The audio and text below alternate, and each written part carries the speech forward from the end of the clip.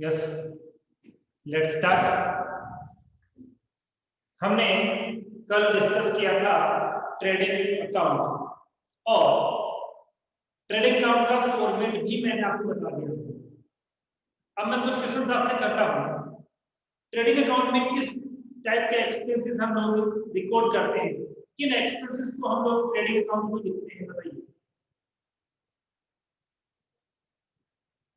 किन एक्सपेंसेस को trading account में हम लोग रिकॉर्ड करते हैं, बताइए।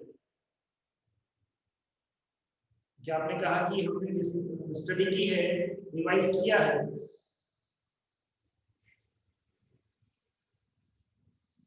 हाँ, ये करेक्ट है, समझो ये करेक्ट है कि रेवेन्यू से क्या आते हैं, but there are two types of revenue expenses. Revenue expenses भी दो तरीके के होते हैं, direct expenses and indirect expenses. तो ट्रेडिंग अकाउंट में डायरेक्ट एक्सपेंस आएंगे या इनडायरेक्ट आएंगे, मेरा क्वेश्चन ये है।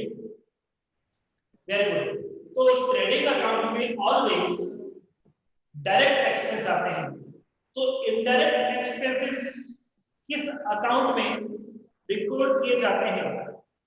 इनडायरेक्ट एक्सपेंसेस कौन से अकाउंट में रिकॉर्ड किए जाते हैं? नहीं, इनडायरेक्ट एक्सपेंसेस बैलेंस शीट में नहीं आते हैं।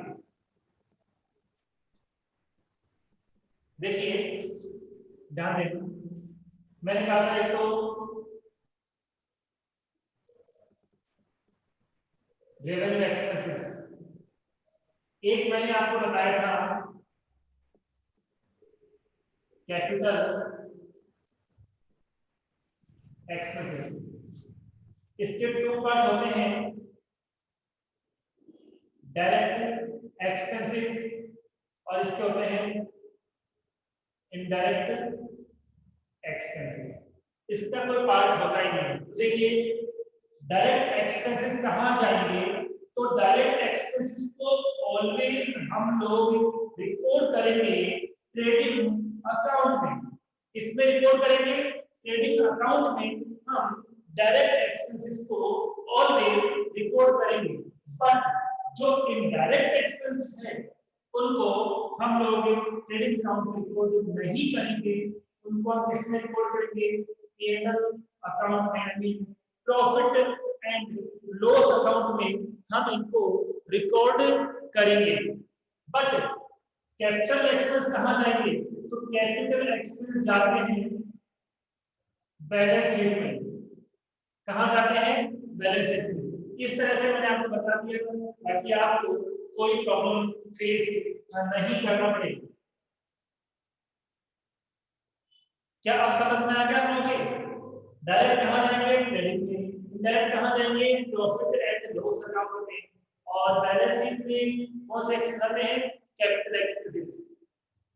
आई थिंक अब सबके समझ में आ गया है।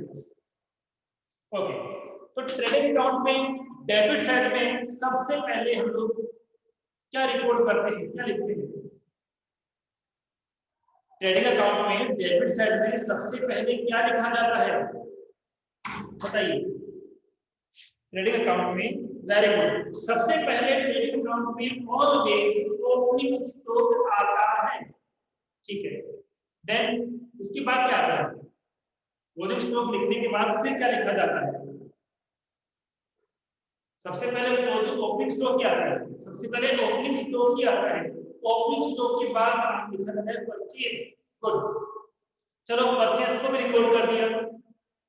परचेज के बाद क्या लिखते हैं? कॉपी में देख के बोलने की कोशिश मत करना, ब्रेन में देख के बोलने की कोशिश करना। परचेज के बाद अभी आपने बताया था डायरेक्ट एक्सपेंसेस। सैलरी मत बोलो, कल भी आपने सैलरी बोला था। डायरेक्ट एक्सपेंस है कि लिख लो, इसके बाद क्या आएंगे? Direct expenses. क्या बात समझ में आई आपके? तीन चीज ट्रेडिंग अकाउंट के डीआर साइड में आएगी। अब डायरेक्ट एक्सपेंसेस के कई पार्ट होते हैं, ठीक है। तो सीआर साइड में कितने ट्रांजैक्शन लिखे जाते हैं? सीआर साइड में कितने ट्रांजैक्शन लिखे जाते हैं, बताइए। सीआर साइड में कितने ट्रांजैक्शन लिखे जाते हैं बाय सेल्स गुड, और बाय सेल्स के बाद क्या लिखा जाता है, बाय सेल्स के बाद क्या लिखते हैं,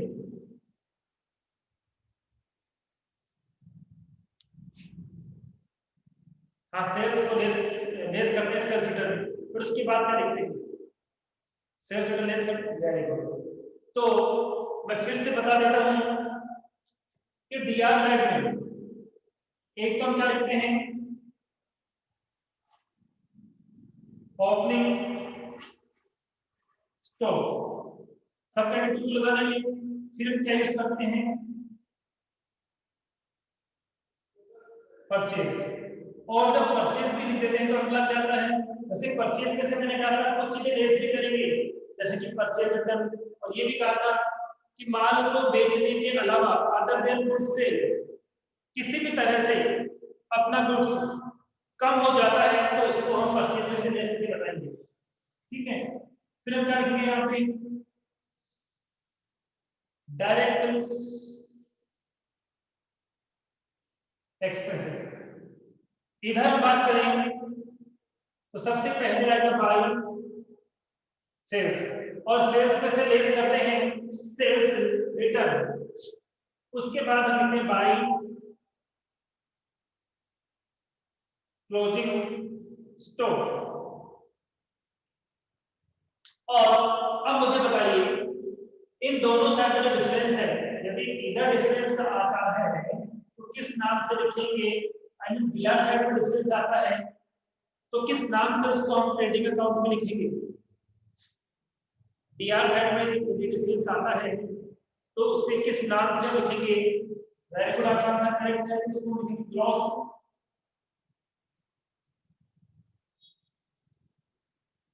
प्रॉफिट। बट डिफरेंस इधर ना आए, डिफरेंस इधर आ जाए तो फिर क्या करेंगे, क्या तब भी ग्रॉस प्रॉफिट लिखेंगे, एब्सोल्युटली, उस केस में हम क्या करेंगे, ग्रॉस लॉस यूज करेंगे। तो क्या ट्रेडिंग अकाउंट आपको समझ में आ गया है, अभी इसकी प्रैक्टिकली हमने प्रैक्टिस नहीं की है, अभी हमने ओनली थ्योरेटिकल वे में इसकी स्टडी की है, तो क्या सबके समझ में आ गया है।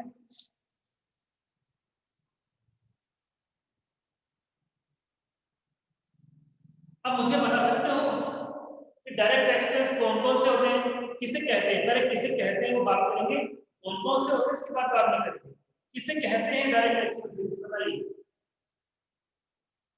तो मैंने कहा था कि गुड्स को बनाने से लेकर या मार्केट से खरीदने से लेकर कहां तक पहुंचाने के लिए, कहां तक पहुंचाने के लिए, अपनी दुकान में, अपनी शॉप पर या अपने गोडाउन में लाने के लिए जो भी खर्चे किए जाते हैं वो कौन से होते हैं, डायरेक्ट एक्सपेंस होते हैं। तो एक सिंपल में बात करूं कि एक वर्ड आपके सामने है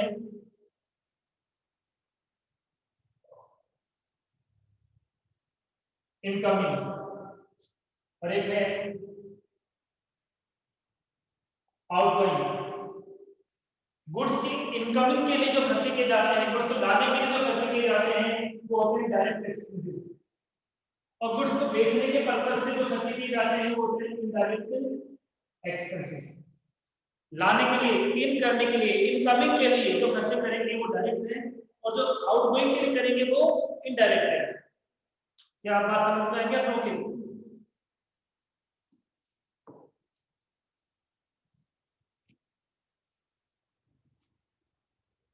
क्या अब बात आपकी समझ में आ गई है, गुड, चलो ठीक है। अब ये ग्रोस प्रॉफिट कौन से अकाउंट में ट्रांसफर होता है, ग्रोस प्रॉफिट किस अकाउंट में ट्रांसफर किया जाता है,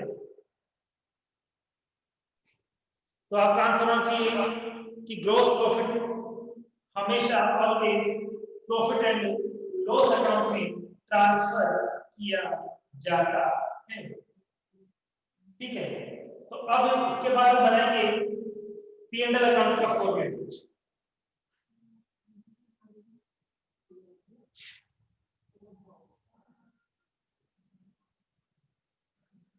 तो छोटा डिफरेंस नोट करते हैं पी एंड एल अकाउंट से पहले, और डिस्कशन किसको लेकर है,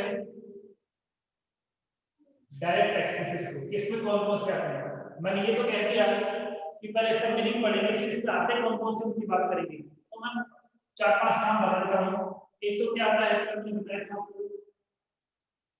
वेजेस, क्या बोलते हैं इसको हम लोग, मजदूरी। फिर आता है कैरीज, क्या बोलते हैं, भाड़ा। ये क्या आता है, रॉयल्टी, हिंदी में क्या बोलेंगे इसको, अधिकार शुल्क। उसके बाद हम कह सकते हैं इसके अंदर ऑक्ट्राय, इसको बोलते हैं चोगी। इसके बाद फ्रेट, ये भी जैसे भाड़ा होता है। उसके बाद मतलब 5 काफी, यहां मैं लिखता हूं एसेट। वेजेस के बारे में, कैरीज के बारे में मैंने आपको बता दिया था। रॉयल्टी क्या होती है, क्या आपने कभी रॉयल्टी के बारे में नाम सुना है, मीनिंग नहीं पता होगा, मैं ओनली नाम की बात कर रहा हूं। क्या कभी आपने रॉयल्टी का नाम सुना है,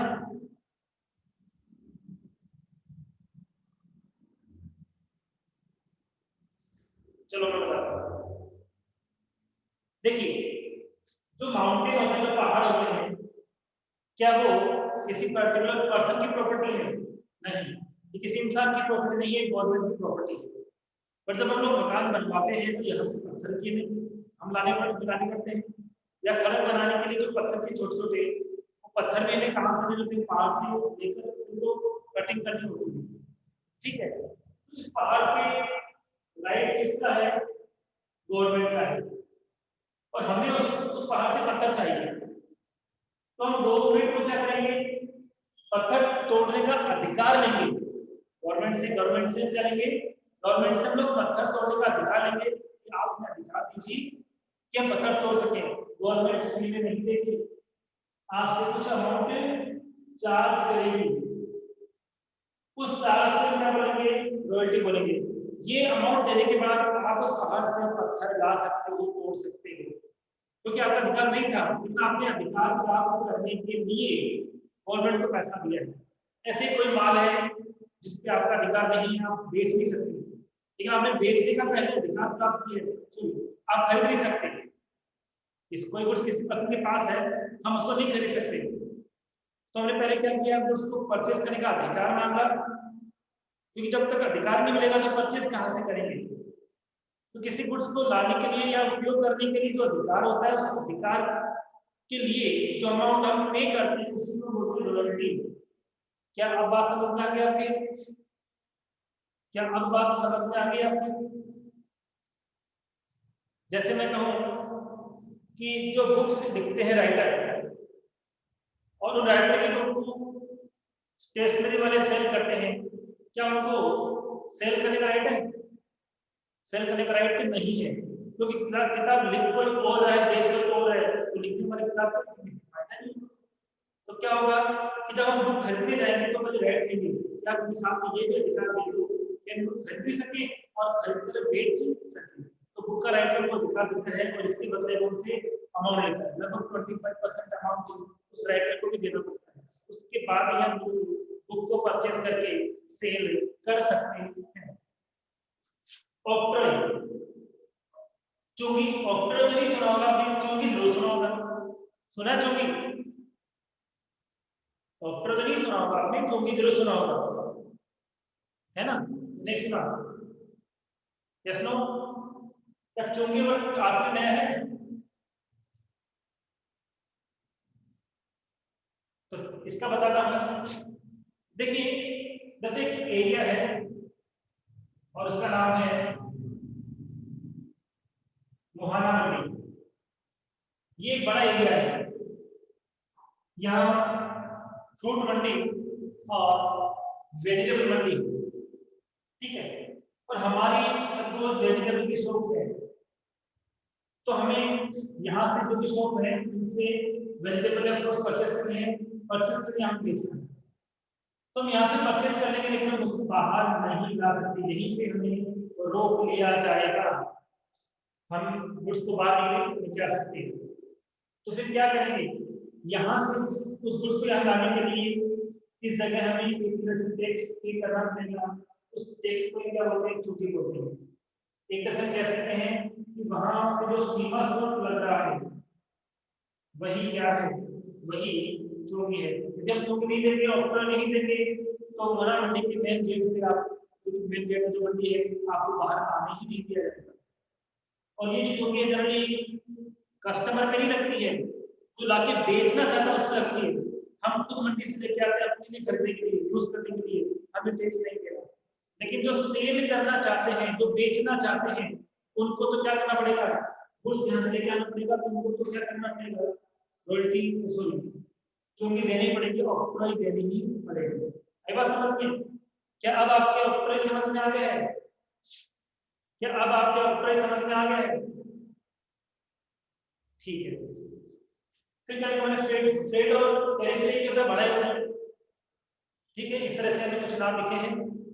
अब हम बात करते हैं प्रॉफिट एंड लॉस अकाउंट की।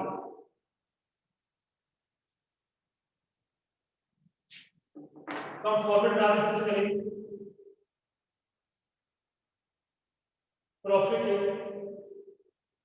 एंड लॉस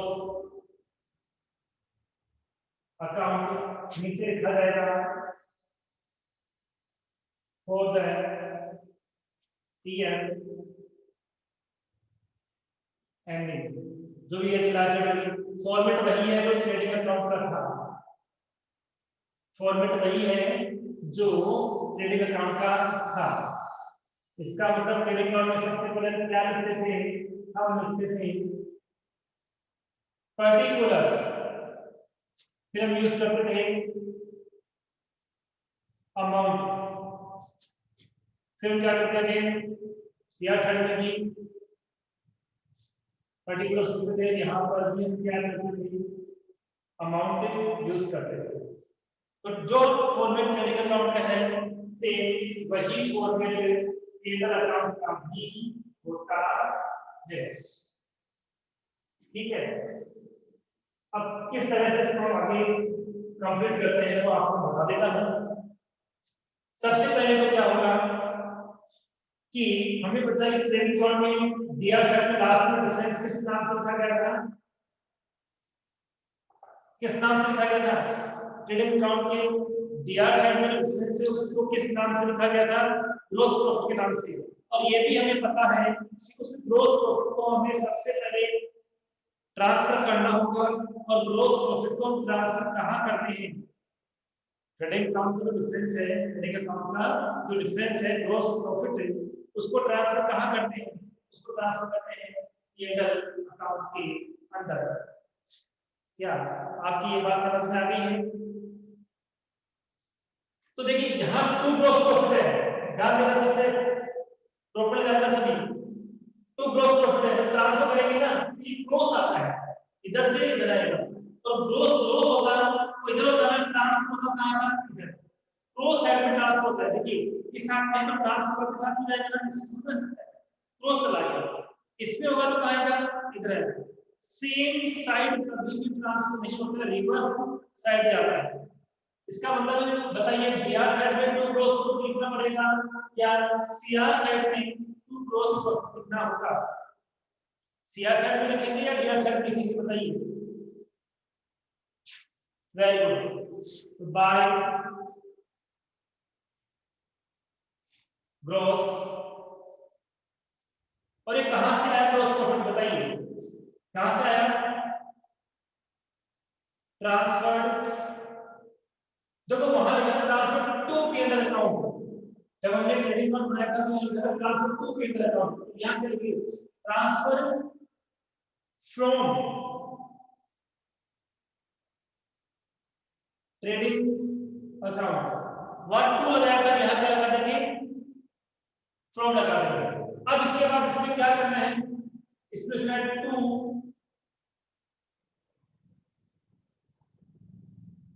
इनडायरेक्ट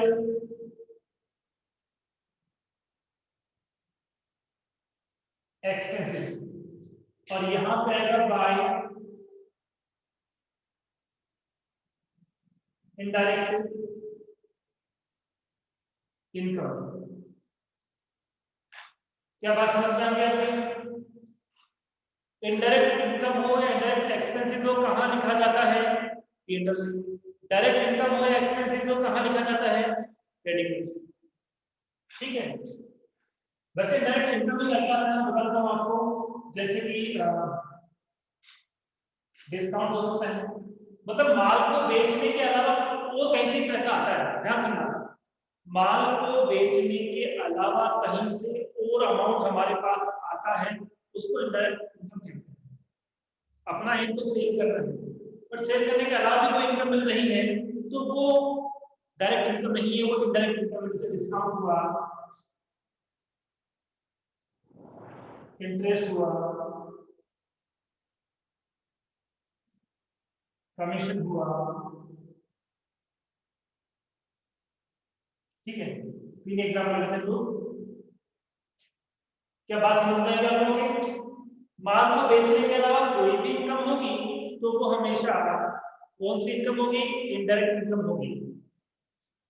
और इसमें भी मैंने बताया था आपको, जैसे कि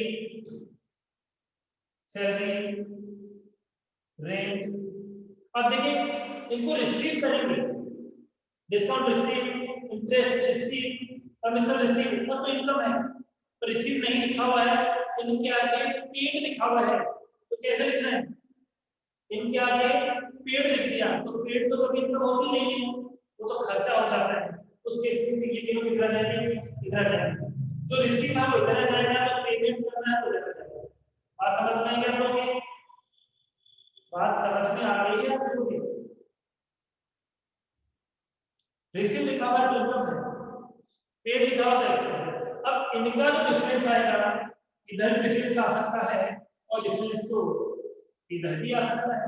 इस डिफरेंस को किस नाम से लिखा जाता है? इस तरह डिफरेंस आएगा तो हम लिखेंगे टू नेट प्रॉफिट। क्या लिखेंगे? To net profit, but difference इधर नहीं आ रहा है, डिफरेंस तो इधर आ रहा है, उस केस में हम नीचे लिखेंगे नेट लॉस। आया कहां से? बैलेंसिंग फिगर से, मतलब अंतर से हमें निकाला है, बैलेंसिंग फिगर से निकाला है। अब ये कहां जाएगा? तो मैंने बताया था कि आपको transfer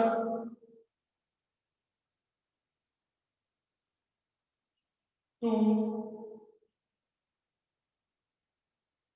capital account. Net profit हो या नेट लॉस हो, इसको हम ट्रांसफर करते हैं वैसे बैलेंस शीट में, बट बैलेंस शीट में किसमें? मैंने क्या आपको बताया था, बैलेंस शीट में किसमें?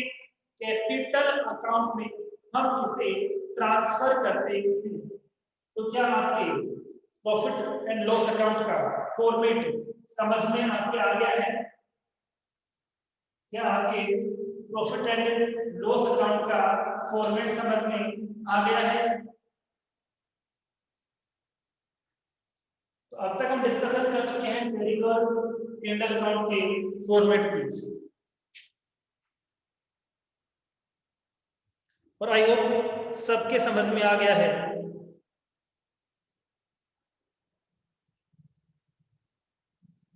अब आगे बात करेंगे हम लोग, थोड़ी सी प्रैक्टिस करते हैं।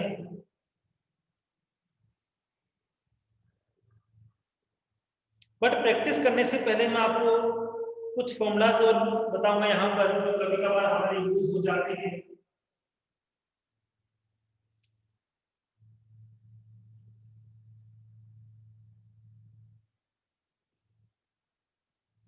देखिए एक तो फॉर्मूला आपका है cost of goods sold,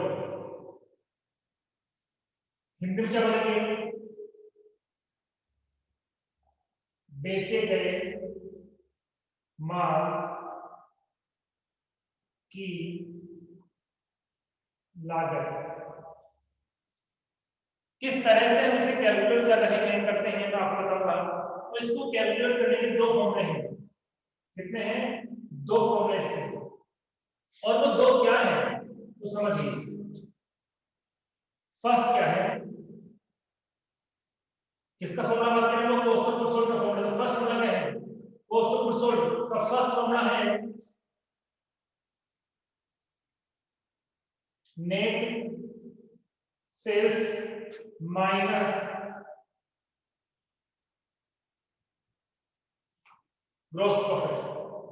first formula क्या है?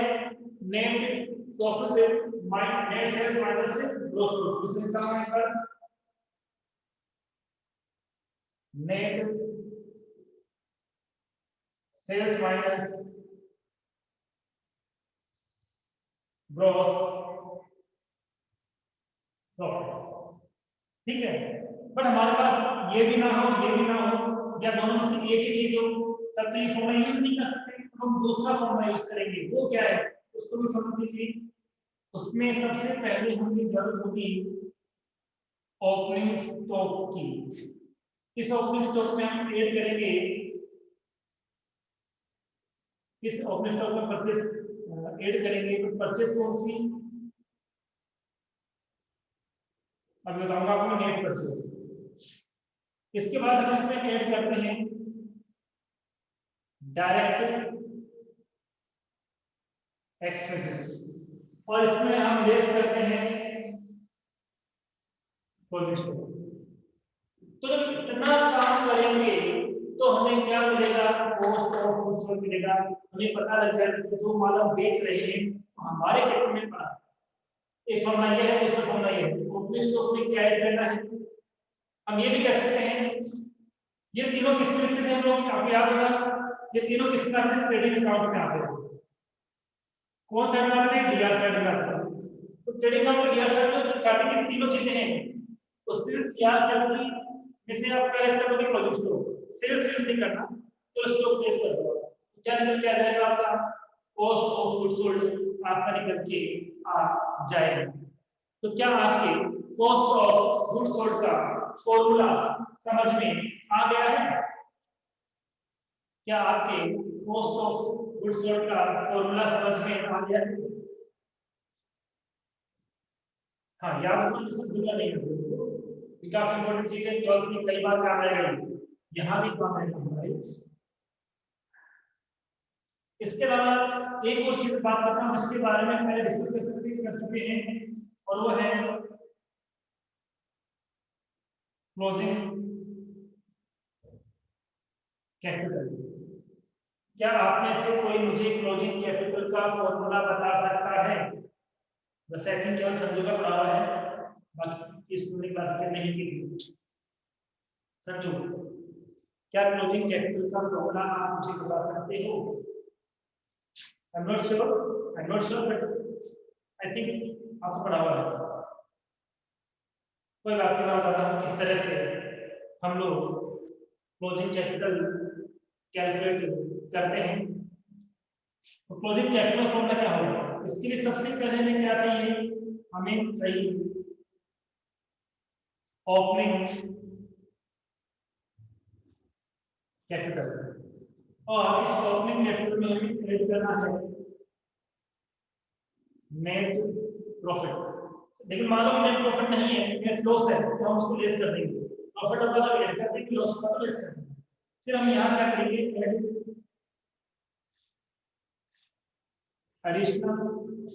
एडिशनल कैपिटल और माइनस कर देंगे ड्रॉइंग्स। ठीक है। तो क्लोजिंग कैपिटल निकालने के लिए, क्लोजिंग कैपिटल कैलकुलेट करने के लिए हमें सबसे पहले क्या करना होगा? हमें ओपनिंग कैपिटल देखनी होगी। फिर उस ओपनिंग कैपिटल में हमें नेट प्रॉफिट को ऐड करना होगा। नेट प्रॉफिट को ऐड करने के बाद हम उसमें से एडिशनल कैपिटल को और ऐड कर देंगे और ड्रॉइंग को लेस कर देंगे। तो यहाँ मैंने एक क्वेश्चन कह दी कि यहाँ पे एक बार जब लॉस होता है तो हम उसको ऐड नहीं करेंगे, लेस कर देंगे। तो ऐसे ही एडिशनल कैपिटल का मतलब क्या होता है? और कैपिटल। समझो ये आई थिंक अकाउंटिंग इक्वेशन वाले चैप्टर में है। कोई बात नहीं बताया तो अब मैंने बता दिया, ठीक है ना। अब समझ में आ गया आपको? कोई बात नहीं, इसीलिए मैंने पूछा। हाँ देखिए, तो एडिशनल कैपिटल का मतलब क्या है कि हमने पहले कैपिटल लगा दी, लेकिन और जरूरत हमें कैपिटल की होगी, और जो कैपिटल लगा रहे हैं उसी को हम क्या कहते हैं, एडिशनल कैपिटल कहते हैं। पर केवल ये भी होता है कि हमने जो कैपिटल पहले लगाई वो ज्यादा लगा दी, हमने जो कैपिटल पहले लगाई वो ज्यादा लगा दी, तो जब ज्यादा लगा दी तो क्या करोगे, वापस निकालोगे, उसको तो हम एडिशनल कैपिटल कहेंगे नहीं, उसको हम कहेंगे कैपिटल विड्रॉल। क्या कहेंगे, कैपिटल विड्रॉल।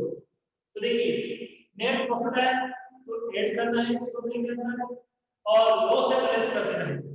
एडिशनल कैपिटल है तो ऐड कर देना है, और कैपिटल विड्रॉल है पूंजी निकाली लिखा हुआ है तो उसको लेस कर देंगे। बेसिक जानने का भी प्रोजेक्ट कैपिटल मिलेगा। अब ये बताने का रीजन क्या है वो भी आप समझ लीजिए।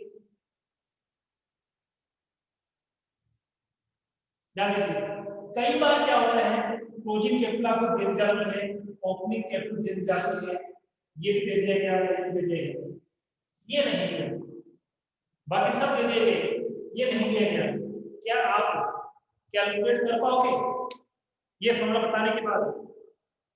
ये दे दिया कि इसकी वैल्यू दे दी, इसकी वैल्यू दे दी, इसकी वैल्यू दे दी, तो क्या इस फॉर्मूला को पता होने के बाद, ये फॉर्मूला जानने के बाद आप कर सकते हो ना?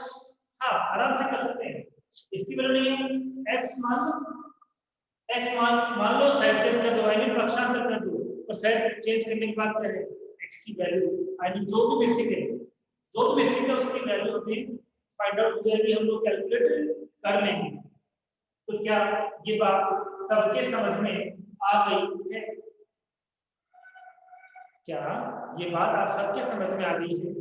तो एक स्टूडेंट का रिप्लाई आया है, बाकी स्टूडेंट का कोई रिप्लाई नहीं मिला है मुझे।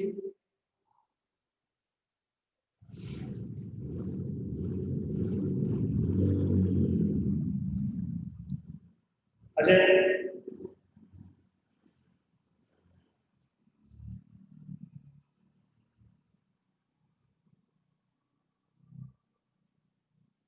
यस, तो इनका जैसे आप स्क्रीनशॉट ले लोगे इसको, या फिर आप मैं आपको वीडियो सेंड करूंगा, लिंक सेंड करूंगा, उसको पॉज करके आप इसको लिख लेना, नोट्स आपको मेंटेन प्रॉपर्ली करनी है, ठीक है। तो आप एक बार जो स्टडी करनी है आपको ऑनलाइन में थोड़ी करनी है, समझ में नहीं आता पूछते रहना, मैं बताता रहूंगा।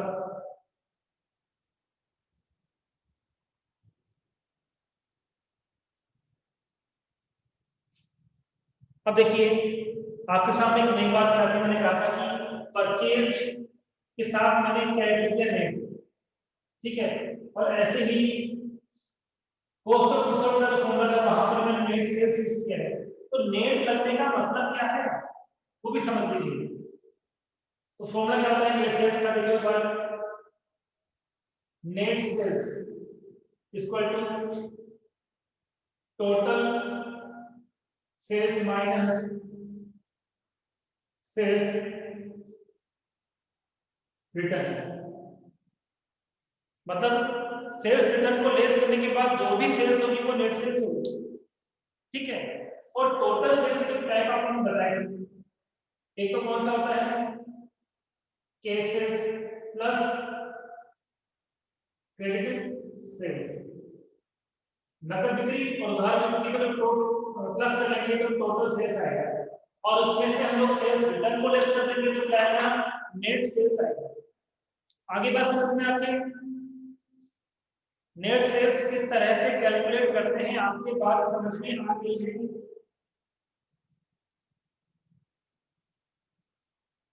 क्या सभी के नेट सेल्स का फॉर्मूला समझ में आ गया? अब मैं बात कर रहा हूं नेट परचेज की, कि नेट परचेज कैसे कैलकुलेट करते हैं। तो नेट परचेज और नेट सेल्स में कोई ज्यादा चेंज नहीं है, सेम फॉर्मूला है, थोड़ा सा चेंज करना है। कैसे? Net purchase equal to total purchase minus purchase return. और जिस तरह से टोटल सेल्स कैलकुलेट करते थे उसी तरह से हम क्या करेंगे, टोटल परचेज भी कैलकुलेट करेंगे। मेरा मतलब total case purchase plus total case purchase plus case purchase जोड़ देंगे प्लस कर देंगे तो आएगा टोटल परचेज और उसमें से क्या ले सकते हैं परचेज रिटर्न। अब यहाँ ध्यान देने की बात है कि केवल परचेज रिटर्न को ही लेस नहीं करना है, माल को बेचने के अलावा और किसी भी कारण से गुड्स कम हो जाता है तो उसको भी हम लोग यहाँ पर लेस करेंगे। फिर से रिपीट करता हूं कि माल को बेचने के अलावा और भी किसी कारण से माल कम हो जाता है तो उसको भी हम यहाँ पर लेस करेंगे। अब बताइए आज जो पढ़ा क्या वो सबके समझ में आया? आज जो हमने पढ़ा क्या वो सबके समझ में आया?